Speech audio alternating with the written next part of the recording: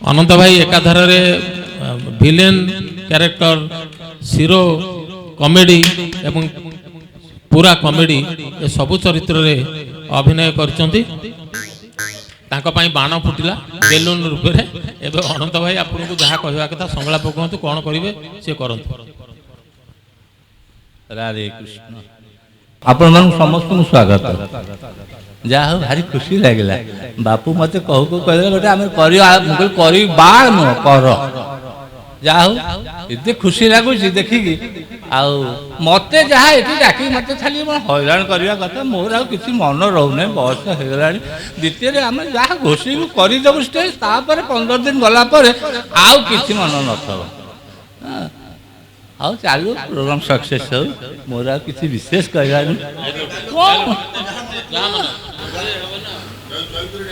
କହିଦୁ, ମୋର କିଛି ମନ ନାହିଁ। ଗୋଟେ ମନ ମାନେ ମୁଁ କହୁଛି 50 ବର୍ଷ କି 60 ବର୍ଷ ତଳର। କୁହ କୁହ ସଖା କେ ବସିଛି ମନରେ ମୋହର, କେ ଭରିଛି ପୁତ୍ର ଜଳ ଅର୍ଜୁନର ବୁକେ। ହେଉ ଇନ୍ଦ୍ର ହେଉ ଯମ ହେଉ ବାବରୁଣ, ଅର୍ଜୁନର କରେ ତାର ନାହିଁ ପରିତ୍ରାଣ।